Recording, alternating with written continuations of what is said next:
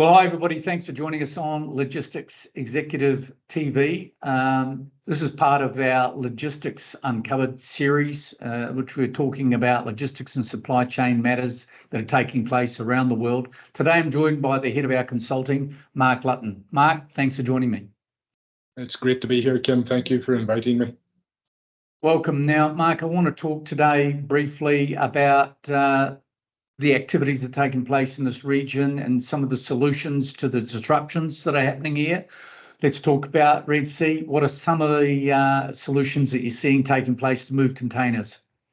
Well, as we all know, there's a major problem with major shipping lines passing through the Red Sea. They're having to take a longer route. So we're seeing local logistics companies, Aramex, Barry Logistics, have set up solutions out of Saudi Arabia. And we're even seeing solutions as far away as Egypt and Lebanon coming through into UAE to allow containers to be transshipped into South Asia. So this is a sea road solution? Yeah, sea road solution. It complements the sea air solutions that were already in place, where we had shipping lines stopping in Jebel Ali and then going out on Emirates, and the same happening in Doha on Qatar Airways. Okay, so we're talking for the sea air is probably bringing back into play a lot of the cargo aircraft that perhaps have not been as active since the end of COVID.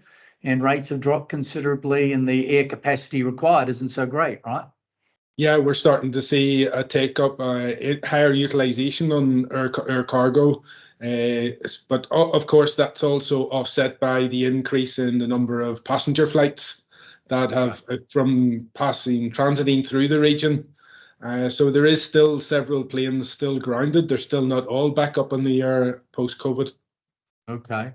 And the sea road solution for this region in both directions, Asia to Europe to Asia, means there needs to be thousands of more trucks, given that some of the big container ships hold up to 24,000 containers. I'm sure they're not all being offloaded, but is there that sort of road capacity in the region? Well, I don't think there is. That's where you would really need to have the railway in place in order to take the full capacity of all the ships. I think it's only for the customers that are really desperate and really need product to keep manufacturing lines running, to keep shops, inventory on the shelves of shops, or if it's perishable goods and they can afford to pay that additional cost. Okay, yeah, so reefer containers, perishables, refrigerated is top of the priority, I guess, from the that experience. Of course, yes. And okay. If that rail network had been in place, it's still several years off. That land bridge in Saudi is still under development. I think the project will be started at the end of this year to connect Jeddah through Riyadh up to Dammam, and then it should connect into UAE. And then we should have a wider GCC rail network in place, but that's 4 to 5 years off. Yeah, it is. There's been billions of dollars invested here, of course, Etihad Rail and in Saudi as well. Saudi Rail, huge amounts of development for tracks, mainly around cargo, but and freight, but also passenger as well. Yeah.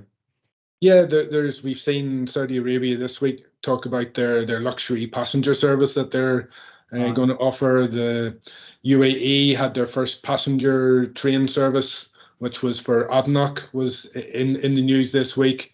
Still some way off, but you say there has been investment, but actually there's 4 times more investment in the next 10 years in rail than what there has been in the last 10 years. That's interesting.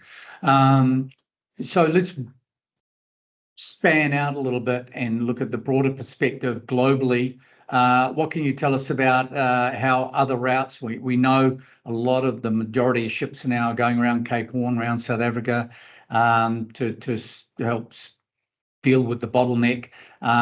What about the rail between China and Europe? Is that a viable thing? Is there capacity there to move containers out of Asia into Europe? Well, yeah, we discovered that during COVID times, whenever there was no airlines flying between Asia and Europe, the Trans-Siberian was they added extra trains, they added extra capacity, but there was still long delays at either end to get to the containers and the cargo onto the trains and off it, because the transmodal wasn't enough to be able to manage the capacity. And so that with this current crisis in the Red Sea, there has been a diversion, but again, it's not able to replace the number of ships that we have. Shipping's still the major mode of transport for our goods around the world.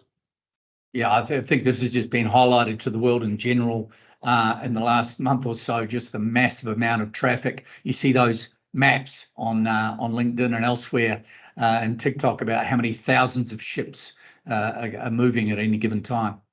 But what is interesting is that there is still ships passing through. They're actually migrating it on to smaller container ships. Local players that have been able to get agreements with the Houthis to be able to pass through the Red Sea. Sure. Okay, and look, just to wrap up, what about shipping through the Arctic Circle? We hear more about climate change and all of this. And, you know, every now and again, I see there's ships traveling through there, icebreakers mainly, but is that likely to be a major route for container traffic? Well, that's another one for the future, Kim. Obviously, global warming, we are starting to see the channels up through the north of Canada and across through the north of Russia, through the Arctic, are opening earlier and staying open longer during longer into the autumn period. It's still not a route that is 12 months of the year possible. So therefore, it's not a solution that you can rely on if you want a reliable supply chain. Thanks so much for joining us, Mark Lutton, Head of Consulting and Corporate Advisory for our Logistics Executive Group. Thanks for joining us, Mark. Thanks for having me today, Kim. It was a pleasure. And thanks for joining us on Logistics Executive TV. I look forward to catching up with you and you, Mark, as well in the next week or two again. Thank you. I look forward to it.